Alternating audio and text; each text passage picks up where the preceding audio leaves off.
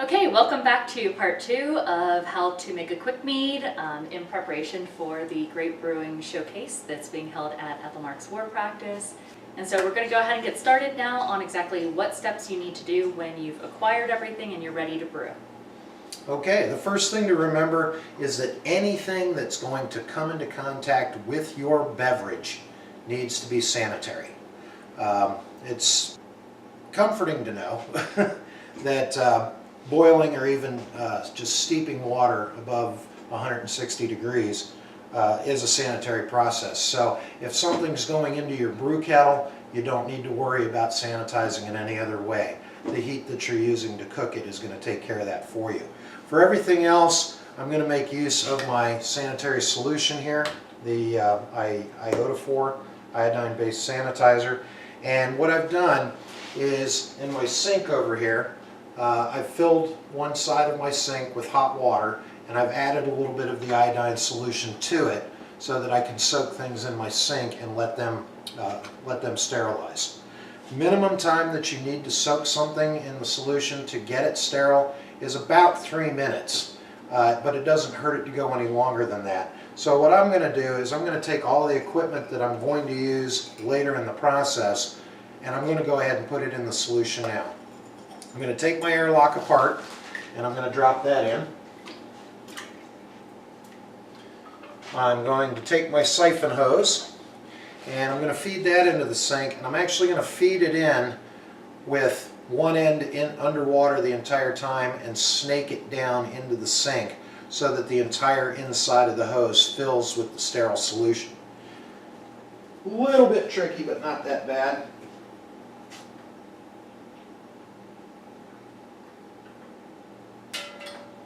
You just want to make sure that you don't have any air bubbles in the line once you're done coiling it into the sink. Then I'm going to take my siphon hose, my bottling wand, take my siphon equipment apart, put those 3 parts in.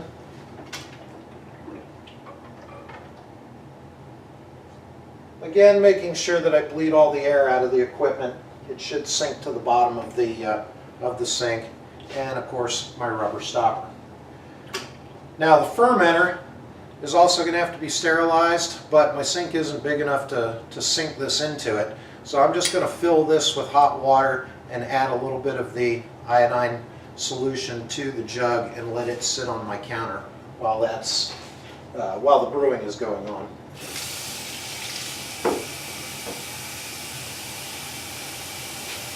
This particular brand of iodine-based sanitizer is kind of cool because it has a measuring cup built into the spout, so I can measure out exactly the amount of iodine solution that I want to add to the water and pour that in. Generally speaking, a full ounce of this solution is good for anywhere from 3 to 4 gallons of water. So since I've got a 1 gallon jug, I'm going to cut right below my ½ ounce mark on my measuring cup. One of the things that we were talking about in between video sessions is actually that bleach will corrode stainless steel, so keep that in mind. It's actually corroded a ring on the sink that he uses often for brewing. And so that's one of the benefits of using the iodine solution. And I'm going to go ahead and step off camera now. I'm going to pick up the camera so that we can get a better view of the steps that actually take place in the brewing process. Now, the first thing to remember is when fermentation starts, it's going to produce a lot of foam inside your fermenter. So you're going to want to leave some space inside the jug for that foam to stay contained inside the fermenter without spilling out through the airlock. For that reason, we only make about a 3/4 gallon mix to go into the fermenter, and we're going to plus it up to a gallon after the fermentation is complete. So I'm going to add some water to my brew kettle using my measuring cup. So it's okay to go ahead and use tap water? It is okay to go ahead and use tap water because you're going to boil it anyway. And the boiling is going to sterilize anything that's in the water to begin with.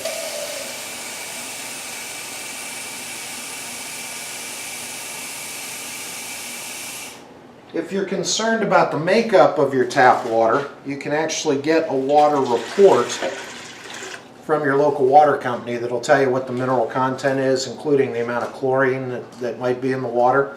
If you're on well water, that's actually outstanding because well water is generally a harder water, which is good for brewing, and of course would not have any of the fluoride or chlorine additives that commercial water would. But in general, tap water works just fine.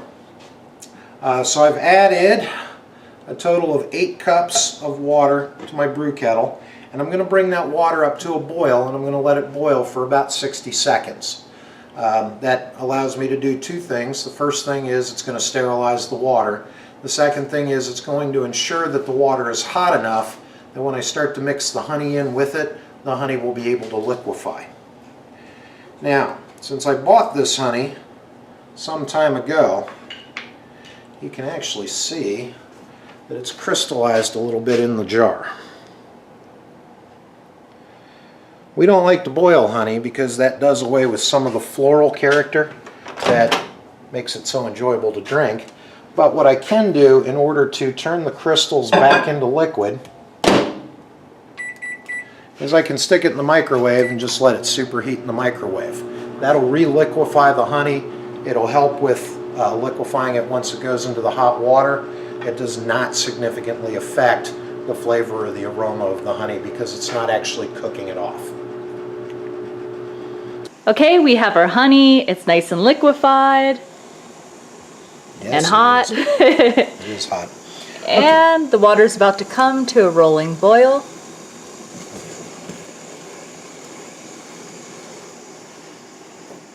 Now, very, very key, I've said this before, I will reiterate it, you don't want to boil your honey. So, my water's coming up to a rolling boil. As soon as it hits the boil, I'm going to pull it off the burner and I'm going to pour the honey into the water, stirring with my trusty stir stick to make sure that the honey is liquefied completely within the hot water. And I think we're about at that point. So,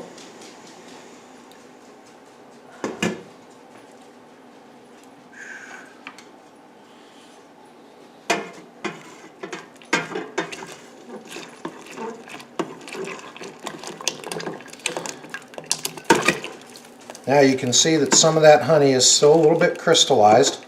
That's okay because it will liquefy in the hot water. I'm also going to take a little bit of sink water and splash it into the jar.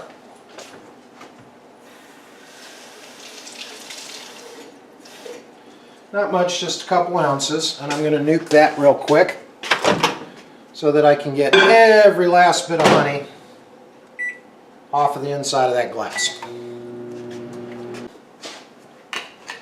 We are going to shake that up in the jar to make sure I get all the residual honey off the side of the glass.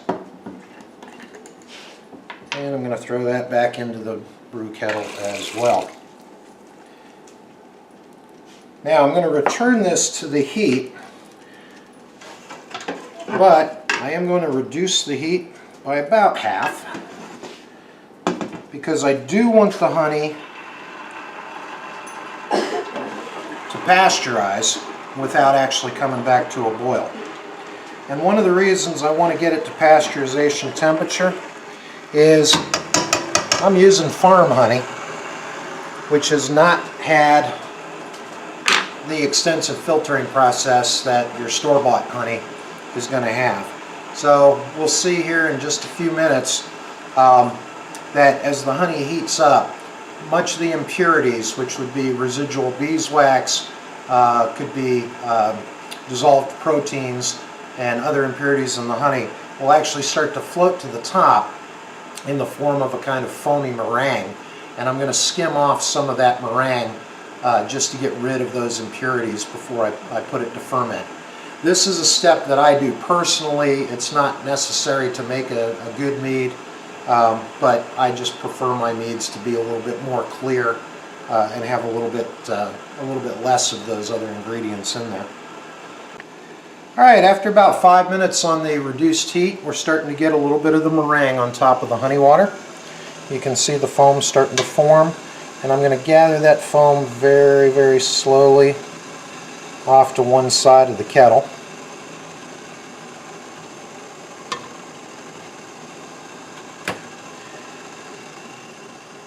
And I'm just going to dip it out with the paddle.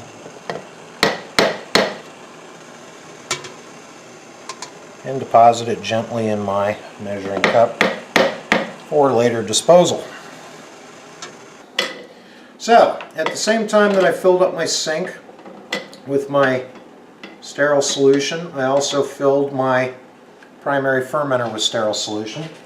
I'm now going to empty that out, and I'm going to pour it into another jug because I'm going to use the second jug later when we talk about bottling, and so it will need to be sterile as well.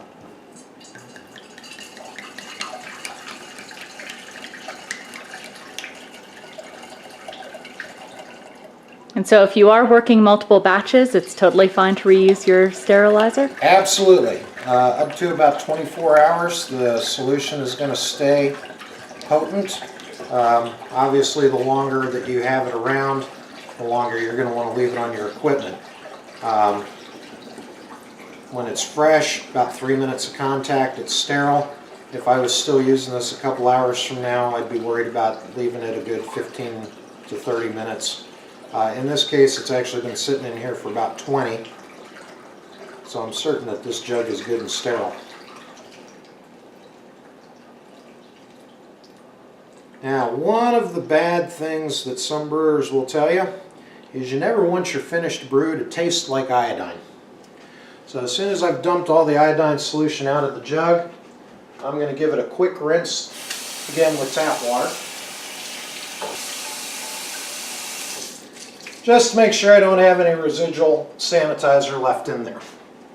I'm also going to rinse my funnel because I'm going to use that to pour the hot stuff into the glass. So I don't want any residual solution on that either.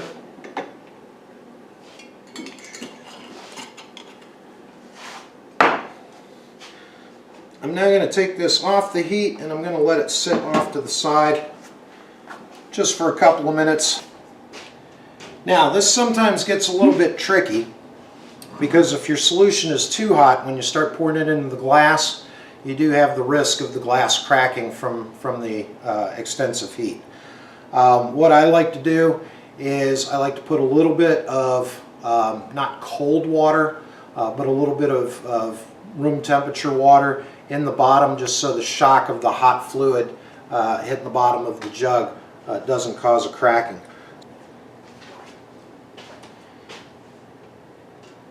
Now, sometimes your pot's going to be hot. You might need hot pads, but in this case I have very good handles.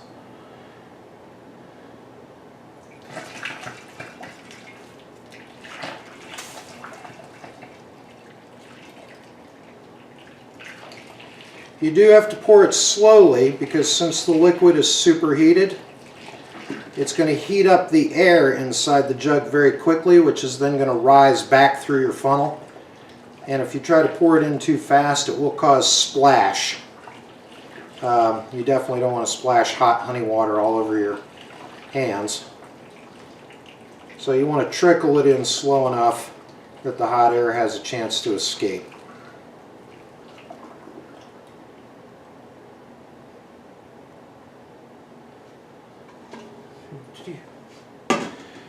And you'll notice that we are about halfway between 2 quarts and 3 quarts of fluid in there. So I'm going to rinse out my funnel and set that aside. And I'm going to want some cold water in on top of that. The reason for adding cold water is right now the temperature of this liquid is probably around 160 to 170 degrees. I need to get the temperature down below 100 degrees before I can add the yeast. So adding a little bit of cold water to bring it up to my 3 quarts mark is going to help chill it, and then what I'll do is I'll put a cap on it and I'll stick it in my refrigerator to let it chill the rest of the way.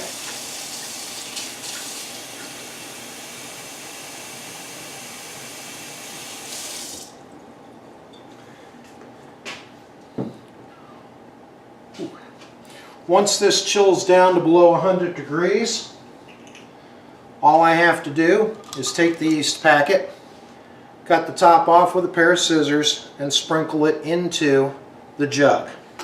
At that point, I take my airlock out of the solution for sanitizing. I'm going to rinse it off in hot water really quick. Make sure that I've got my airlock about half full of water. And mount it on top of the jug. At that point, it's ready to start fermenting. So, as I said, I need it to cool down a little bit, so I am going to replace my airlock with a lid, loosely capped so that I don't worry about vacuum forming as the liquid cools, and I'm going to stick this in the refrigerator. We'll come back to it when it's ready to ferment.